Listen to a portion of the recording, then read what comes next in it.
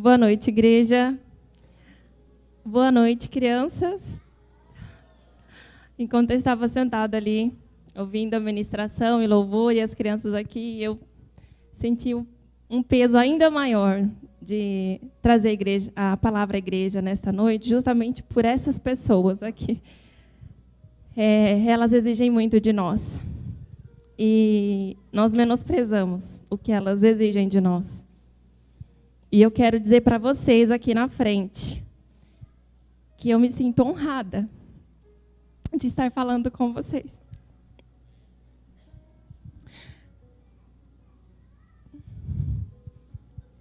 E eu quero começar, para a gente entrar num fio da meada, eu quero começar lembrando as crianças e também aos pais, aos adultos, a história de um homem que teve um encontro marcante com Deus, assim como vocês tiveram.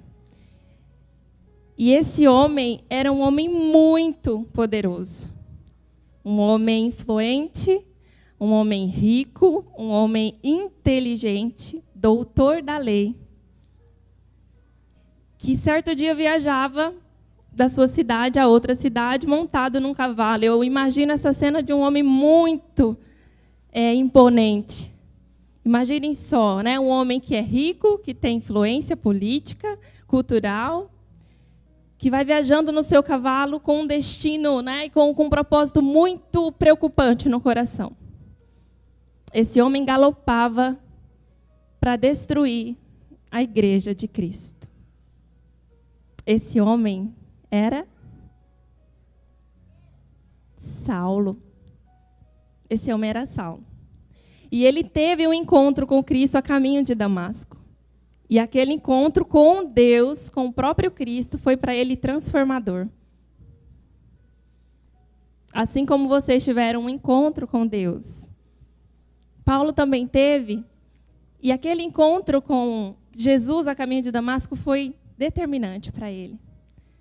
E Paulo, que era perseguidor da igreja, eu disse que ele ia com um motivo preocupante no coração, porque ele queria matar os cristãos. Jesus tinha acabado de subir aos céus.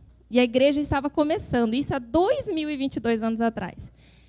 E a igreja estava começando por casas, né? Pequenas células nas casas. E Paulo, ao saber disso, quis destruir esse plano, né? Porque o que ele queria que prevalecesse era o judaísmo, a religião a que ele devotava. E, gente, Jesus não só transformou a vida pessoal de Paulo, mas deu a ele um ministério, deu a ele uma vocação. E Deus fez de Paulo, transformou Paulo de perseguidor da igreja para perseguido. Ele agora ia ser perseguido, ele agora ia sofrer na pele o que é proclamar o evangelho para salvar gentios, para salvar aqueles que não eram israelenses. E Paulo começa o seu ministério, então, plantando igrejas. A cada cidade que Paulo andava, uma igreja ia sendo fundada. Quem lembra aqui de Timóteo? Timóteo é uma pessoa que tem a sua vida marcada por Paulo, né? Paulo olha para Timóteo, uma criança que foi ensinada. Tem um ruído aqui. Timóteo foi uma criança, assim como vocês. Ah, a polícia? Timóteo foi uma criança que, desde pequenininha, foi ensinado na palavra de Deus, por meio da sua avó, por meio da sua mãe. Quando Timóteo chega à fase adulta, ele se encontra com aquele homem lá do cavalo, Saulo. E agora ele não é mais Saulo, né? Agora ele é Paulo, porque Deus mudou o nome dele. Olha como é impactante quando nós encontramos com Deus. Deus muda a nossa história, inclusive os nossos nomes. Nós ganhamos novos nomes no livro da vida. Nós cremos nisso. Então, Paulo, aquele homem do cavalo, encontra-se com um menino que agora já era adulto, né? Timóteo tinha crescido e tinha sido um homem de caráter, de exemplo. Quando Paulo chega a Derbe, uma cidade da Ásia, ele ouve falar, tem um homem aqui que é instruído na palavra, é temente a Deus e é devocionado, é dedicado à obra. E Paulo se interessa por esse homem que é Timóteo. Então, Paulo chama Timóteo. Timóteo, o que você acha de você andar comigo, então, para a gente plantar mais igrejas? E Timóteo aceita. Timóteo é o filho amado de Paulo, né? É o discípulo amado de Paulo, e eles seguem na implantação de igrejas. E aí, o que acontece? Paulo e Timóteo, eles planejam andar por ali mesmo, na Ásia. Afinal de contas, Paulo acabara de chegar na Ásia. Mas aí, eles são impedidos 2 vezes pelo Espírito Santo de pregar na Ásia. Sabe quando a gente tem planos e Deus fala assim, não é por aí? Nossos planos podem até ser bons, mas eles não estão dentro do propósito de Deus. E aí Paulo diz, Timóteo, é o seguinte, nós vamos ter que sair de rota, não dá para ser mais Ásia. Isso vocês vão encontrar lá em Atos 16, tá, gente? Essa história. Então, eles saem da Ásia e eles vão rumo à Grécia. Detalhe, antes de decidir o percurso para onde ia, ok, nós não podemos mais pregar na Ásia, nós vamos para onde, então? Saulo, que agora é Paulo, tem um sonho à noite, tem uma visão. E nessa visão ele vê um homem que diz, passa a Macedônia e ajuda-nos. Paulo entende, então, que ele tem que ir para a Macedônia, rumo à Grécia. Então, ele já traçou seu destino. Opa, nós vamos para a Grécia. E ele vai com Timóteo. E andando pela Grécia, ele chega a Filipos. Filipos é uma cidade, ainda existe, né?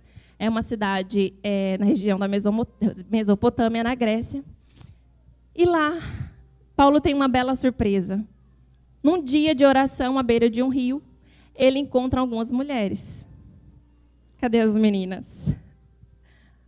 Ele encontra algumas mulheres, talvez mulheres que desde pequenininhas estavam ouvindo a palavra de Deus também. Mas, de modo geral, aquelas mulheres elas eram gentias. Elas adoravam a César.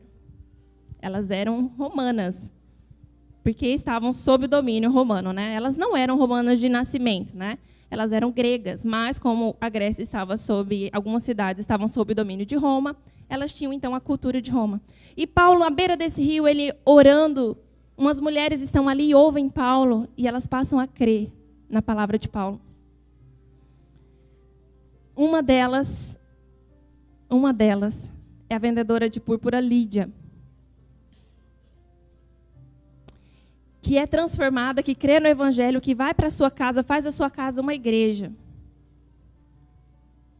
Gente, o que eu quero dizer com isso é que a igreja de Filipos, essa carta que nós temos na Bíblia, que nós já vamos ler o texto de Filipenses, a igreja de Filipenses nasce com uma mulher que creu e que fez da sua igreja, da sua casa, uma pequena igreja.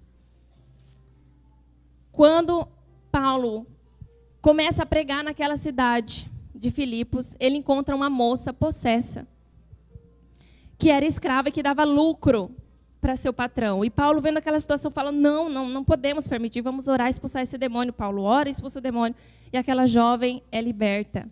Mas isso causa um alvoroço na cidade de Filipos, porque os donos daquela menina, a dona da escrava, se viram prejudicados por esses 2 apóstolos, né, que vêm agora fazer bagunça na nossa cidade. Então, Paulo vai para a prisão. Nesse momento, Silas já está com ele. E vocês lembram daquela cena clássica da Bíblia, que é a prisão de Paulo e Silas, que eles estão presos e oram até que as cadeias são destruídas. Vocês lembram disso? Quando as cadeias são destruídas, o que acontece? Tem ali um carcereiro desesperado. Meu Deus, eu sou o guarda, eu passei a noite vigiando esses homens, e as cadeias se romperam e eles fugiram, e agora eu vou morrer. E ele iria morrer. Ele iria morrer. Só que antes ele pensa em se suicidar. Não, eu vou logo me matar. E antes de ele fincar a espada, Paulo diz, não precisa, nós estamos aqui. Vocês não vão morrer, porque nós continuamos aqui. Mas esse Deus a quem nós pregamos é o Deus que nós apresentamos a vocês agora. E o carcereiro, ele é convertido. O carcereiro, ele tem a sua vida transformada pela palavra de Paulo, pela palavra do Evangelho. Então, pensem comigo. A vendedora de púrpura, a jovem possessa e esse carcereiro, eles dão início à igreja de Filipos. Abra comigo, Filipenses 3. Vamos refletir um pouco mais sobre Paulo e sobre uma mensagem muito especial que Paulo escreve à igreja de Filipos 10 anos depois de quando a igreja é fundada lá atrás. 10 anos depois desses episódios que eu narrei aqui com vocês.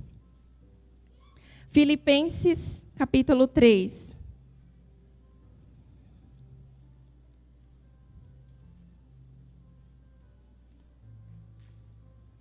A partir, gente, do verso 12, tá? Filipenses 3, do 12 ao 17. Eu vou ler. Diz assim a palavra de Deus. Não que eu já tenha alcançado ou que eu seja perfeito, mas prossigo para conquistar aquilo para que também fui conquistado por Cristo Jesus. Irmãos, quanto a mim, não julgo havê-lo alcançado, mas uma coisa eu faço, esquecendo-me das coisas que ficaram para trás e avançando para as que estão adiante de mim, prossigo para o alvo, para o prêmio da soberana vocação de Deus em Cristo Jesus. Todos, pois, que somos maduros, tenhamos este mesmo modo de pensar. E se em alguma coisa vocês pensam de modo diferente, também isto Deus revelará para vocês. Seja como for, andemos de acordo com o que já alcançamos. Irmãos, sejam meus imitadores e observem os que vivem segundo o exemplo que temos dado a vocês.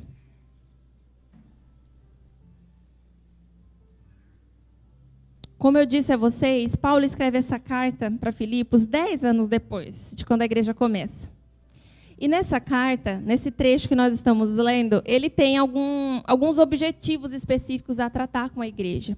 Rapidamente, eu quero mostrar para vocês qual é o objetivo de Paulo a escrever para Filipenses. Primeiro, ele deseja agradecer a Filipenses pelo apoio financeiro, porque a igreja de Filipos foi a única que apoiou Paulo financeiramente o tempo todo. Nenhuma outra fez esse acordo com Paulo, apenas Filipos. Então, a igreja de Filipos. Então, Paulo agradece. A carta de Filipenses é para agradecer esse apoio financeiro.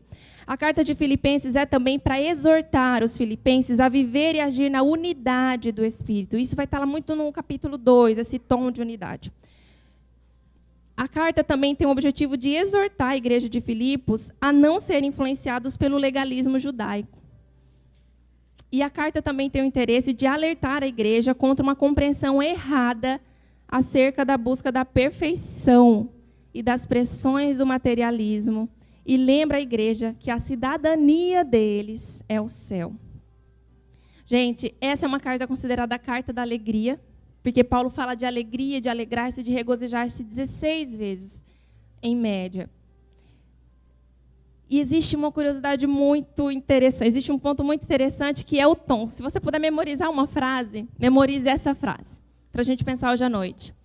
Deus é um iniciador e um finalizador. Não precisa falar para quem está do seu lado, só fale para você mesmo. Deus é um iniciador e um finalizador. Lembra quando Paulo queria continuar implantando igrejas na Ásia e Deus fala para ele não? Ele foi impedido 2 vezes. E Deus fala, vai para Filipos, vai para a Grécia, vai para a Macedônia. Deus iniciou ali uma igreja. Deus já estava iniciando a igreja de Filipos com isso. Gente, em 2006, deixa eu ver se é isso mesmo, 2016, desculpa, Filipos, a cidade de Filipos, lá onde Paulo foi, né, e implantou a igreja lá com Lídia, a menina possessa e o carcereiro. Em 2016, ela foi considerada pela Unesco Patrimônio Mundial da Humanidade, pela relevância dela ao cristianismo. Em 2016, Filipos foi elevada a Patrimônio Mundial da Unesco pela sua relevância ao cristianismo. Lembra que Deus é um iniciador e Deus é um finalizador? Veja o propósito que Deus tinha em levar Paulo, apenas mudar a rota da viagem de Paulo. E veja o propósito que Deus tinha quando fez Saulo cair do cavalo. Quando ele ia em busca de matar cristãos e perseguir cristãos. Deus estava iniciando um projeto. Agora, nós vamos pensar nisso em relação às nossas vidas aqui. Eu quero que você fique comigo atento, muito atento, aos versículos 12, 13 e 14. Quem puder acompanhar na Bíblia, ou se a projeção puder colocar para a gente aqui, os versículos 12, 13 e 14. Tenham essa frase em mente: Deus é um iniciador e um finalizador. A propósito, Filipenses 1,6 diz, né, uma frase muito conhecida nossa: aquele que começou a boa obra é fiel para completá-la. É lá de Filipenses, é um tom também da carta, né? Está lá na carta de Filipenses. Então vamos lá, para os versículos 12, 13 e 14. Diz assim, vou ler novamente: não que eu já tenha alcançado. Ele está falando aqui da ressurreição, se você observar no verso 11, tá? Ele diz: não que eu já tenha alcançado, ou que já seja perfeito, mas eu prossigo para o alvo, para alcançar aquilo para que também fui preso por Jesus. Irmãos, quanto a mim, não julgo que eu já haja alcançado, mas uma coisa faço, esquecendo-me das coisas que ficam para trás e avançando para as que estão adiante de mim, prossigo para o alvo, para o prêmio da soberana vocação de Deus em Cristo Jesus. O que Paulo está dizendo aqui é que ele não está pronto. O que Paulo está dizendo aqui é que a carreira dele não foi completada, mas que ele está prosseguindo para o alvo. E Paulo usa aqui a imagem de uma corrida, né? Corro para o alvo, que era muito comum na época, né? As corridas em Atenas, enfim, os esportes olímpicos. Gente, crianças, nós passamos por 4 etapas na vida com Deus. 4. A primeira, que vem quase junta com a segunda, é a regeneração. E depois, logo em seguida, praticamente juntas, vem a justificação. Depois, a santificação. E, por último, a glorificação. E o que é cada uma dessas coisas? A regeneração é gerar de novo. Pensa aí numa criancinha nascendo. Lembra quando Nicodemo se encontra com Jesus? Jesus falou: você tem que nascer de novo. Então, a regeneração é quando nós nascemos de novo em Cristo. Não é a vida normal, física que a gente tem. Primeiro a gente nasce da nossa mãe, né? Mas depois a gente precisa nascer do Espírito. É a regeneração. E junto com a regeneração vem o perdão de Cristo por nós. Aquilo que Deus já fez na cruz, nós já recebemos automaticamente. Nós somos perdoados. Depois a santificação. A santificação é esse processo que nós estamos vivendo aqui hoje. É isso que nós estamos fazendo. É acordar cedo, ir para a escola, ou para trabalhar, é almoçar, é vir para o culto, é fazer célula em casa, é conversar com os irmãos, com os pais, com o marido, com a esposa, trabalhar, sair de férias, voltar. Isso é a santificação. É passar por um encontro com Deus, é chorar por um pecado cometido pela 3ª, 4ª, 5ª vez. Isso é santificação. Nós estamos nela. Nós estamos prosseguindo, como Paulo está dizendo. Então, nós não estamos prontos. Nós estaremos prontos na última etapa da nossa vida com Deus, que é a glorificação. Nós seremos glorificados com Deus. Receberemos corpos glorificados. O peso do pecado e a carne que nos oprime não mais existirão. Nós seremos plenamente santos, como Ele é. Mas Paulo está chamando a atenção para essa 3ª etapa, que é a santificação.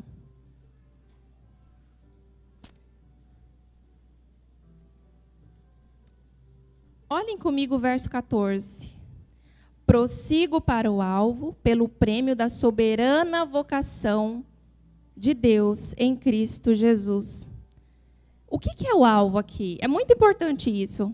É muito importante que nós entendamos o que é o alvo. Quando Paulo fala: prossigo para o alvo. O que é o alvo? A gente cantou aqui, né? A música tema. O céu é o meu lugar, Jesus é o alvo. O céu é o meu lugar. É uma verdade, sim. O céu é o nosso lugar. Mas o que Paulo está falando no texto não é bem isso, não. Ou não é só isso. Prossigo para o alvo, para o prêmio da soberana vocação de Deus em Cristo Jesus. Soberana vocação. Aquilo que Paulo recebeu lá quando andava de cavalo. Ele foi chamado. Nós não temos... Cadê as crianças? Olhem aqui para mim. Eu sei que ficou muito fixado na mente de vocês e na minha e da igreja que o céu é o nosso lugar, e isso é uma verdade. Mas nós não temos só o céu. Nós temos como alvo a vocação de Deus, que é nesse processo que nós estamos andando. Nós precisamos amar a nossa vocação aqui na terra hoje, assim como nós amamos a proposta e a promessa do céu. Nós precisamos amar a nossa vocação.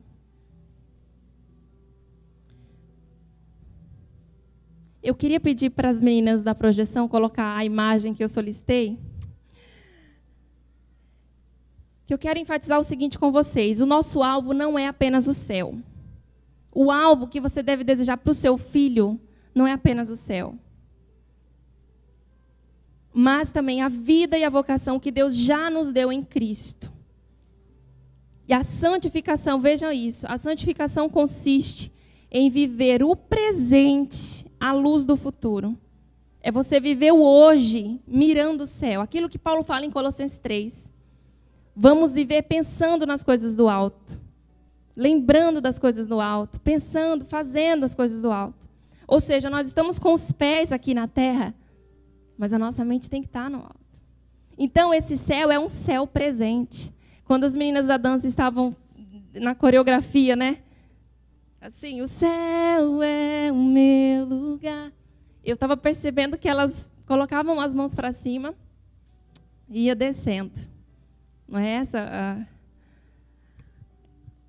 E essa é a ideia.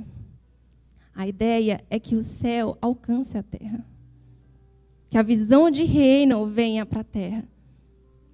Venha a nós o teu reino.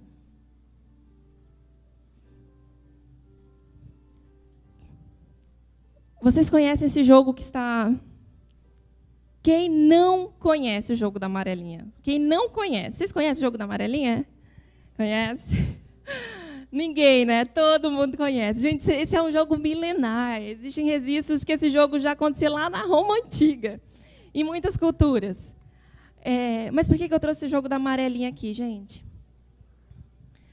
Vocês lembram que tem um ponto inicial, nós podemos chamar de terra. Tem uns que desenham como inferno, né? Inferno aqui, você tem que alcançar o céu, certo? Mas o céu, nesse jogo da amarelinha, ele não é uma coisa que eu só alcanço depois que eu passo por todas as etapas e pá, cheguei lá. Ou também uma coisa que eu não sei onde é. Não. No jogo da amarelinha, ele está visível ali o tempo inteiro. Inclusive, o jogador tem que jogar a pedra no número 1, pular 1 e para o 2, 3, 4, 5, 6, 7, 8, 9, 10, céu. Ele coloca os pés lá no céu e ele volta para cá, ele volta para a terra. Depois ele joga para o número 2 e assim sucessivamente. O que eu quero ilustrar com isso?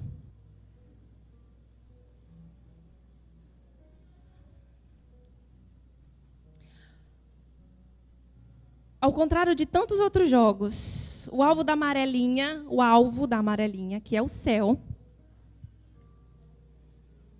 não é impossível de ser vislumbrado antes de se vencer todos os obstáculos. Ele está acessível o tempo todo. O jogador, inclusive, deve ir pulando até o céu e só depois voltar para terminar a fase, que é pisar na terra novamente e lançar a pedra mais longe. O jogo de amarelinha nos ensina, gente, a ter o céu presente. O jogo da amarelinha nos ensina que não é só o fim céu que é importante, mas também é o caminho vida. Esse caminho traçado, de número em número. Cada número da amarelinha pode ser considerado um dia, um ano, uma década, rumo ao objetivo maior, que é vencer.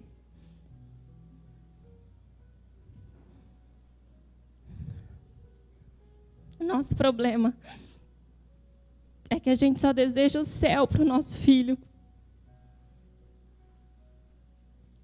como uma coisa futura. Quando ele se converter daqui a 20 anos e ele vai ser ensinado, ele vai ser transformado. O céu é todo dia. Visão de reino, arrependimento, graça. todos os dias. Da mesma forma que não vencemos a amarelinha na primeira vez que alcançamos o céu. Crianças, olha aqui para mim. Vocês já jogaram amarelinha? Já. Nós vamos lá no céu, olha lá na ilustração, nós vamos lá no céu o tempo inteiro, né? Vamos, voltamos, vamos, voltamos. Na nossa vida com Deus é a mesma coisa. Nós vamos no céu e voltamos. O que isso significa? Todos os dias nós podemos encontrar-nos com Deus e voltar para fazer o que nós estamos fazendo. O céu não é algo longe, o céu não é algo futuro, ele é sim como um ambiente, como uma promessa final, como uma glorificação. Nada do que nós podemos viver aqui hoje pode se comparar ao que está futuro. Mas Jesus nos ensinou no Pai Nosso que o reino de Deus é chegado. Jesus ensinou no Pai Nosso para nós orarmos para esse reino tocar a terra. Nós não temos que viver aqui como um bando de fantasma. Assim como a amarelinha, assim como não vencemos a amarelinha na primeira vez que alcançamos o céu da amarelinha, nós não desenvolvemos a santificação em um evento único, no qual nos encontramos com Deus. É o processo que nos santifica. O encontro com Deus é muito bom, mas ele não pode terminar hoje. Ele continua todos os dias, inclusive com os pais. Nós, pais.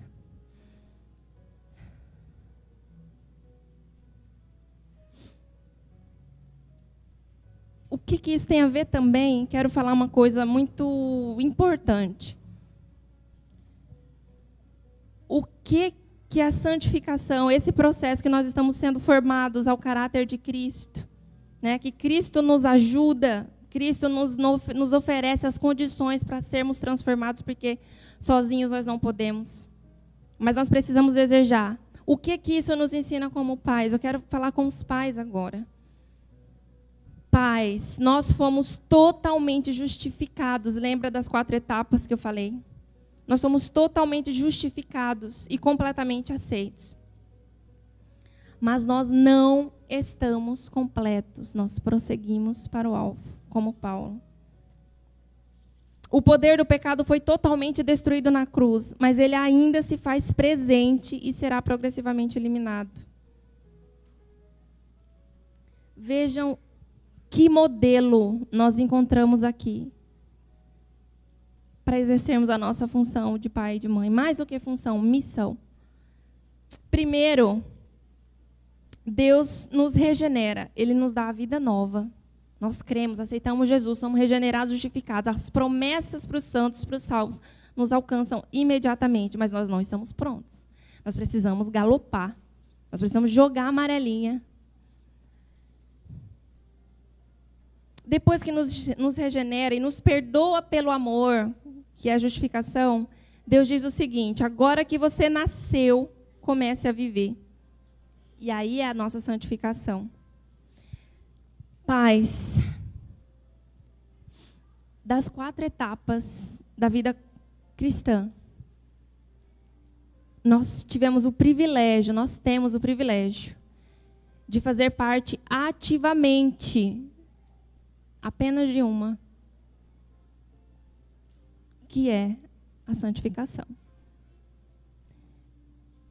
Nós não estamos apenas educando filhos para serem bons alunos ou pessoas bem educadas, prósperas financeiramente, que sejam bons pais, boas mães, bons maridos, bons profissionais. Nós estamos junto com eles num processo de santificação para levar a nossa família ao propósito de Deus, aquela soberana vocação de Deus em Cristo Jesus. Antes de nós olharmos, isso é um desafio para todos nós, antes de nós olharmos para a birra, para a desobediência, para a falta de empatia, ou para a falta de educação, ou seja lá o que for, seja lá qual for o problema do seu filho ou da sua filha, nós temos que lembrar, olhar com olhos espirituais e lembrar, nós estamos nos santificando juntos. Deus nos deu esse privilégio. A nossa casa, ela é um seio de santificação. Não é só 4 paredes com um teto e uma televisão grande na sala. A nossa casa é um seio de santificação. E detalhe, que nem todos lembram, você também não está pronto. Não é só o seu filho que não está pronto, não é só o seu filho que é criança. Nós, como pais, nós não estamos prontos. Quando nós entendemos que nós não estamos prontos, nós julgamos menos. No sentido de quando meu filho faz uma birra por qualquer coisa, qualquer besteira, lembrar que eu faço birra também. Quando a chance de emprego dá errada, quando meu arroz queima. Eu também quero brigar com o mundo inteiro. Há um ano atrás, eu trouxe uma palavra para a igreja também, no sentido de criação de filhos. Eu mencionei um livro chamado Desafio aos Pais, do Paul Tripp. Eu vou mencionar novamente esse livro. O autor diz o seguinte: nós precisamos assumir que nós temos mais semelhanças com os nossos filhos do que diferenças. Assim como eles, nós também precisamos de um pai paciente que nos perdoe sempre. Outra coisa.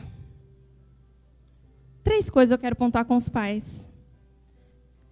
Primeiro, o nosso chamado para ser família se faz compartilhando de uma longa caminhada de aperfeiçoamento juntos. Segundo, nós devemos encarar a nossa visão como um processo. Devemos encarar a nossa missão de pai e mãe, com uma visão de processo. Criar filhos, é a citação do Paul Tripp também. Criar filhos resume-se nesta frase: pessoas inacabadas, ajudando outras pessoas inacabadas a serem fortalecidas e transformadas por Deus. Nós ainda somos inacabados. E outra notícia, né, para quem nunca percebeu, assim como nós saímos inacabados da casa dos nossos pais, os nossos filhos sairão inacabados das nossas casas. Isso, gente, não é preocupante. Isso traz um alívio para nós, sabe por quê? Porque a gente abre mão do peso de querer transformar os nossos filhos até amanhã. Ou até as próximas férias, porque quando eu entrar de férias, eu não quero ninguém me perturbando. Isso nos livra do peso de querer ter aquela conversa decisiva que vai mudar os rumos da minha família. Isso nos livra do peso de achar que elas vão chegar em casa e os seus problemas vão estar resolvidos, porque elas passaram pelo encontro com Deus. Abram comigo em Deuteronômio 6. Não estava no script, não, mas abra.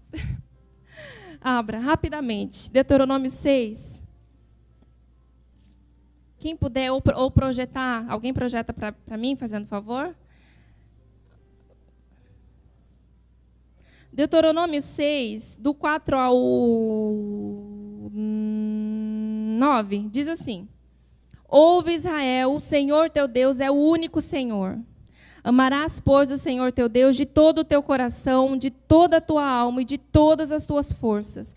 E estas palavras que hoje eu te ordeno estarão no teu coração, e as ensinarás a teus filhos, e delas falarás assentado em tua casa, e andando pelo caminho, e deitando-te e levantando-te.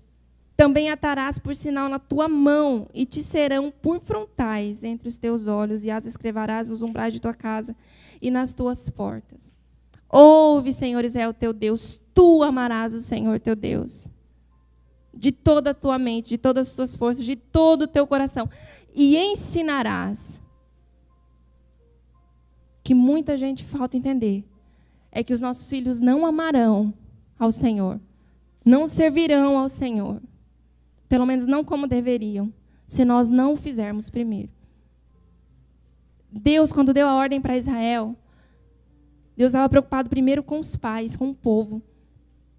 E então criam seus filhos da mesma maneira. O problema é que a gente acha que mandar as crianças para o encontro com Deus é empurrá-las, ensiná-las no caminho que elas devem andar. O caminho é você. O caminho é você, pai. O caminho é você, mãe. Porque você ama o Senhor de todas as tuas forças, de todo o teu entendimento, de todo o teu coração. Então, os teus filhos andarão com você nesse caminho de amor, nesse caminho de devoção, nesse caminho de entrega, nesse caminho de serviço que você tem a Deus. E aí alguém pode questionar, tá, mas se eu fizer tudo isso e meu filho se desviar quando for adulto? Muitos podem se perguntar isso, não podem?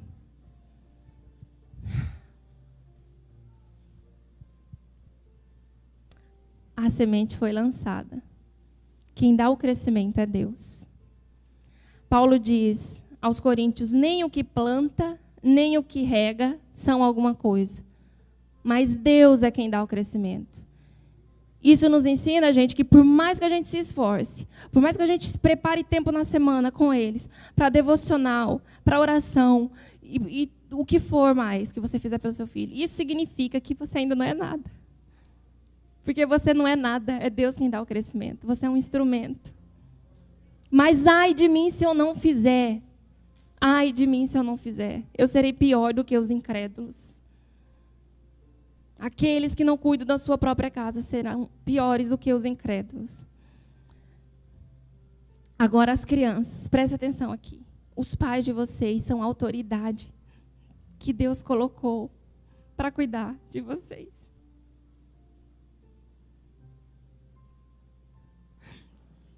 Eles enxergam o que vocês não enxergam.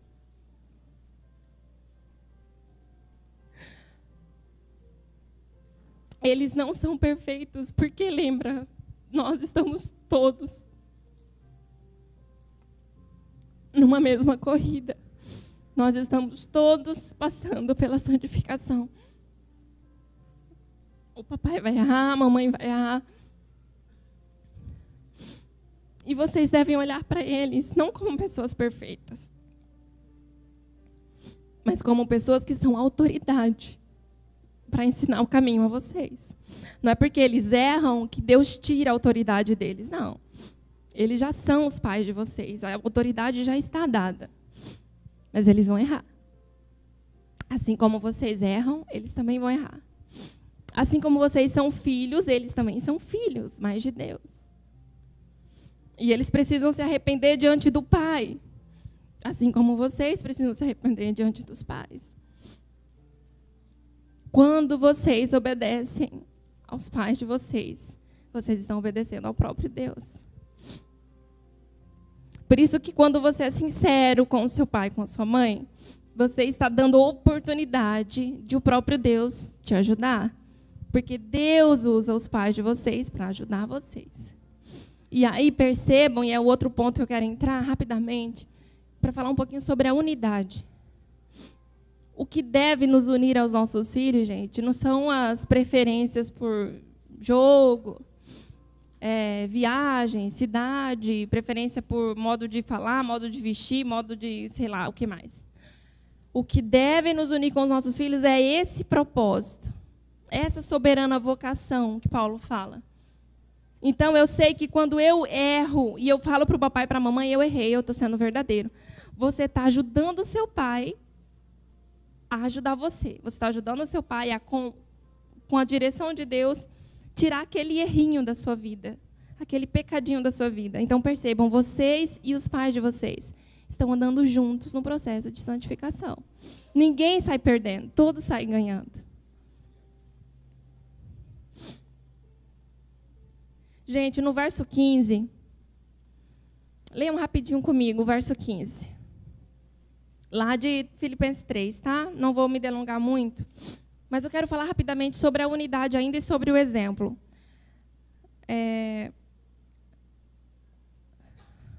Filipenses 3,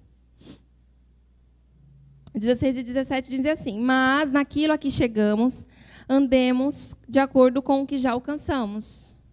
Irmãos, sejam meus imitadores. Não é esse não, desculpa. 16, 17? É isso mesmo, né? Desculpa. É 15 e 16, tá? Corrigindo, me desculpem. 15 e 16. Por isso, todos quantos já somos perfeitos, sintamos o mesmo. E se sentis alguma coisa de outra maneira, Deus também revelará a vocês. Rapidamente, gente, quando Paulo diz aqui, por isso, todos que já somos perfeitos, andemos do mesmo modo, Ele não quer dizer que é perfeito, porque lembra, ele disse que ele não é perfeito, que ele está prosseguindo ao alvo. Não é contradição de Paulo, não. É porque esse perfeito aqui, no original, ele significa espiritualmente maduro. Então, Paulo quer dizer assim, ó, então nós que somos espiritualmente maduros, devemos andar da mesma forma. Que forma? Prosseguindo para o alvo. É aquilo que ele está dizendo antes. Quem é espiritualmente maduro sabe que não está pronto. Quem é espiritualmente maduro, resumindo o que Paulo está dizendo, sabe que não é perfeito. Isso deve marcar a nossa unidade com os nossos filhos, sabendo que nós estamos todos no mesmo barco, como dizem, né? Todos sob a mesma condição. Qual é a nossa condição? Estamos sendo santificados.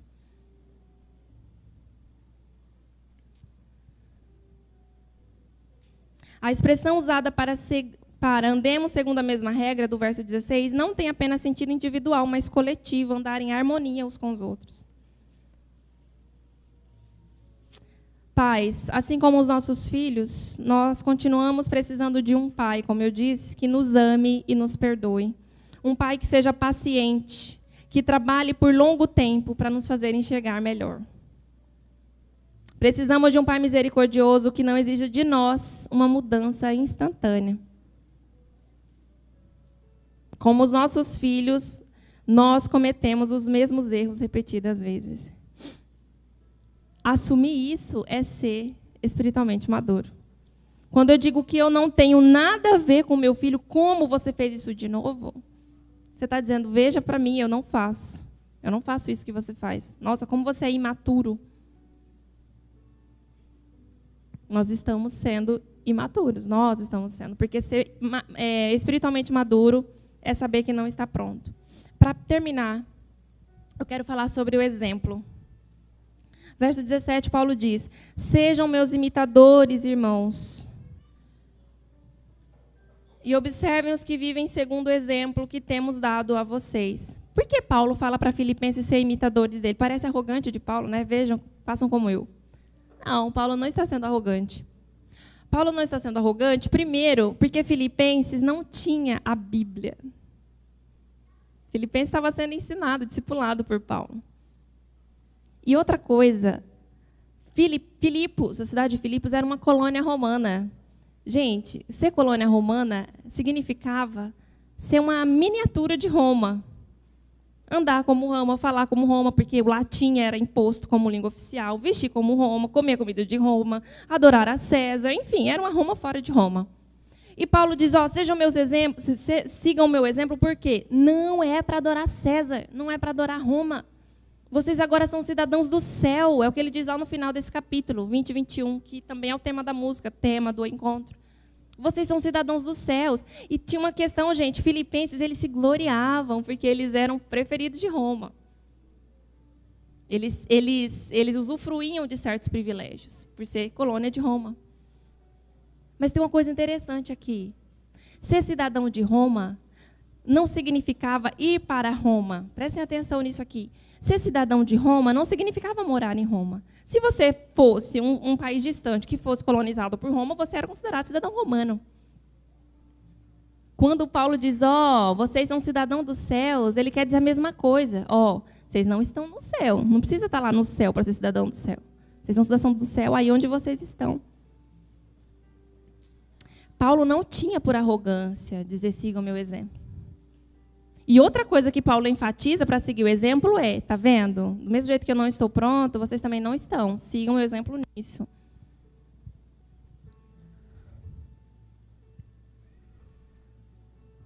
Outra coisa a observar, quando Paulo diz para serem imitadores dele, só para dizer que Paulo não está sendo arrogante, que nós devemos ter a ousadia de Paulo para dizer para os nossos filhos, sigam o meu exemplo.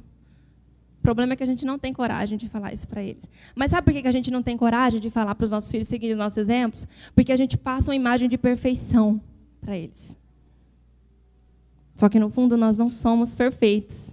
Então, se eu falar para o meu filho me seguir, meu Deus, aí eu estou enrolada, porque ele vê que eu me estresso, ele vê que eu, sei lá, enfim, ele vê meus defeitos. Mas vejam, gente, Paulo diz, sigam o meu exemplo por reconhecer que eu não estou pronto. É simples. É só a gente chamar os nossos filhos e falar, filho, tá vendo? Mamãe não está pronta. Está vendo que a mamãe erra também? Seja assim, filho. Assuma seus erros. Filho, eu estou orando hoje porque eu tive um pecado muito grave que eu cometi. E eu estou profundamente arrependida. E eu compartilho com meu filho aquilo. E eu digo, está vendo, filho? Siga meu exemplo. Seja meu imitador.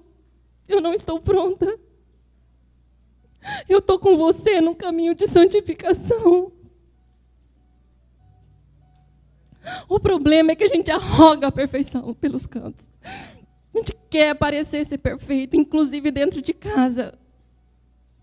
Ainda com as pessoas que veem a nossa cara amassada quando a gente acorda. Ainda com eles a gente quer mostrar que é perfeito. É por isso que nós quebramos tantas e tantas cadeias do evangelho nas nossas casas. Nós impedimos que os nossos filhos conheçam a graça dentro de casa. Eles podem até ser alcançados depois. Por uma comunidade, como a igreja, por um amigo. Eles podem ser alcançados. Se o seu filho for um escolhido, ele vai ser salvo, custe o que custar. Como Paulo foi. Mas veja como é melhor. Nós fazemos parte do processo. Veja como é melhor nós acordarmos na segunda-feira e termos um propósito. Eu preciso orar com meu filho hoje. Chegar no domingo à noite, eu tenho algumas coisas para fazer durante a semana com meu filho. Ele errou em tal questão. Então eu vou me preparar. Porque quando ele errar de novo, eu vou ter uma palavra, vou ter uma oração para fazer com ele. Juntos nós estamos nos santificando. Paulo sabia, ele escreveu para Timóteo, eu achei graça diante de Deus porque eu era o pior dos pecadores. Percebe que Paulo não é arrogante quando falam para seguir o seu exemplo? Paulo está dizendo, eu sou o pior dos pecadores. É isso que nós precisamos assumir em primeiro lugar. Assumir que nós somos o pior dos pecadores. E depois mostrar aos nossos filhos que nós não somos perfeitos. Porque eles vão nos imitar nisso. Puxa vida, minha mãe precisa de um pai misericordioso. Ela precisa de Deus para que Deus a perdoe, para que Deus o perdoe. Eu também preciso. É isso, é simples. É só isso que os nossos filhos precisam. Eles precisam ver quem somos. Filha, eu encontrei um Salvador, veja, Ele me aceita. Ele também te aceita. A mensagem da graça não vai fazer sentido se o seu filho vier no encontro com Deus, cantar música sobre a graça e ir para casa cantando de novo a mesma música, e se ele não vê a graça na casa dele. O que é a graça de Deus? O que é essa justificação que Deus me pagou o preço por mim? O que é isso? É como a minha mãe fala. É como meu pai agiu. É aquilo que significa. Isso é poderoso. Isso é poderoso. Outra coisa ainda, que Paulo, para a gente finalizar, já estou entrando no rumo da finalização. Paulo diz que nós somos a carta viva de Cristo. Eu quero falar sobre o exemplo, para finalizar, eu disse que precisava passar por esse ponto. Eu sei que o horário está avançado, mas eu preciso.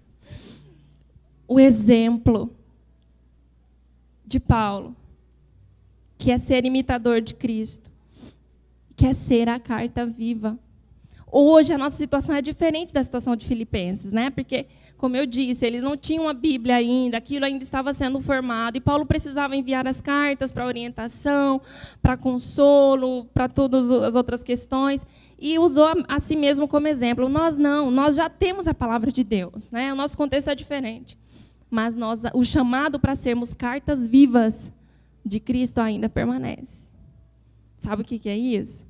É assim, se alguém não sabe ler, ou se alguém não tem o livro para ler, através de mim, ele vai ter o conhecimento daquele livro. Eu sou uma carta viva para aqueles que estão comigo dentro da minha casa e para aqueles que podem nunca chegar a aceitar a fé.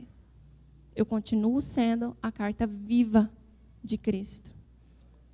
Que poderoso é. Gente, não há ligação maior no mundo, na face da terra, entre um pai e um filho, entre a mãe e um filho. É por isso que na primeira infância, os sentimentos positivos, as ações positivas, os afetos positivos, eles criam uma bomba de neurônios numa criança. Aquela criança cresce forte, cresce segura, cresce empática, cresce simpática, cresce o que for. Algumas diferenças de personalidade, mas o básico, os neurônios bombados elas vão ter. Mas a mesma relação sob influência negativa é destrutivo. Você pega 2, 3 anos da vida de um ser humano, os 2, 3 primeiros anos iniciais da vida de um ser humano, eles são altamente construtivos ou eles são altamente destrutivos. O que eu quero dizer com isso? Quero dizer que o laço que nós temos com os nossos filhos são tão profundos. Imagine nós aplicando nesses laços, me fugiu a palavra, mas eu quero dizer no sentido de inchar, de acrescentar a esses laços a palavra de Deus. Gente, o que vai virar? Gente, se eu estou aqui falando com você que você não me conhece, eu creio que a palavra vai transformar a sua vida. Imagine se eu tenho um laço com você. Provérbios diz, né, que a doçura do ensino aumenta, a doçura dos lábios aumenta o ensino. O afeto aumenta o ensino. Isso já é discutido na psicologia, na educação. Quando há afeto, o aprendizado é maior. Imagine o poder que há no laço de sangue entre nós e os nossos filhos sob a luz do Evangelho.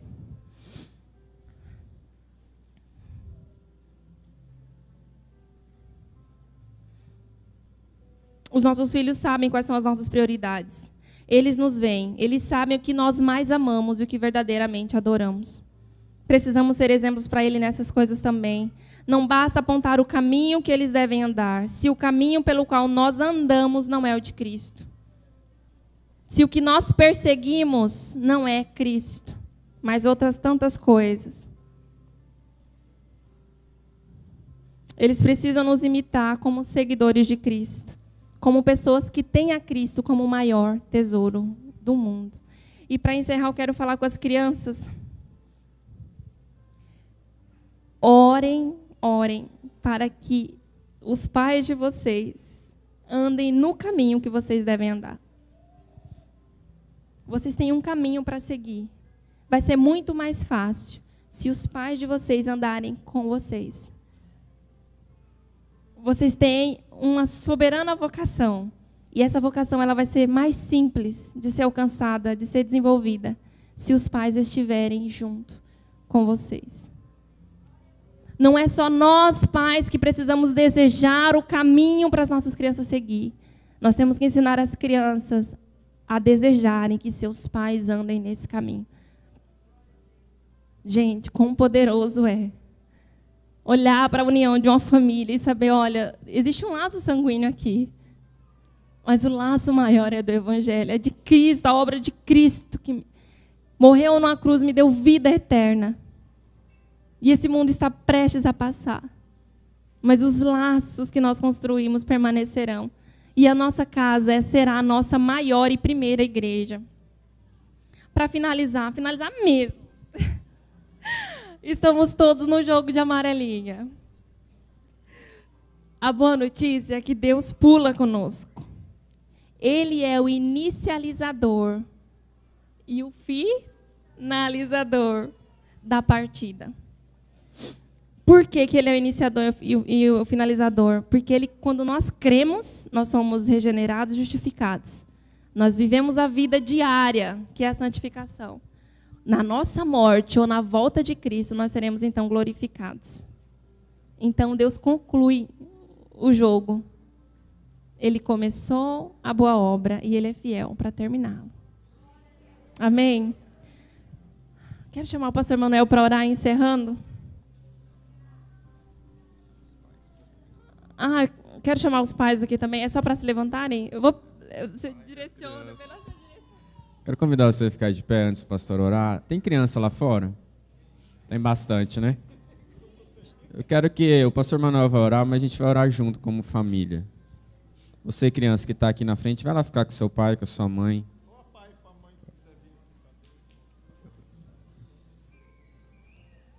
E as crianças que estão lá fora, vamos esperar elas entrarem. Você abraça seu filho aí, fica juntinho dele. Cadê o Andrei? Cadê o Andrei e o Benício? Pode vir todo mundo. Cadê ele? Não, vamos chamar ele aqui. Vamos esperar chegar.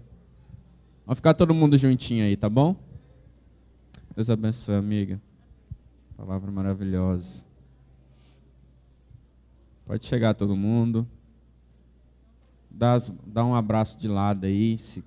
Se aconchega aí no abraço do seu filho, do seu pai, da sua mamãe. Aí, que gostoso. Pode subir. Para quem não conhece, esse é o Andrei da Luana. O Benício. Pode subir aqui também, Davi, Elisa. Pastor Manuel. Amém, amados. Vamos orar. Eu creio que é desnecessário a gente acrescentar qualquer palavra, né? O encontro deles terminou hoje, agora. Mas que no seu lar, na sua casa, a partir de amanhã, seus filhos continuem encontrando com Deus, através de papai e mamãe. Amém, amados? Amém? Que amanhã o seu filho, a sua filha, continue tendo um encontro com Deus, agora com a responsabilidade de papai e mamãe. Amém? Vamos orar? Senhor, nosso Deus, nosso Pai, nós te louvamos, Senhor, e te agradecemos por tudo que aconteceu aqui nessa igreja nesse final de semana.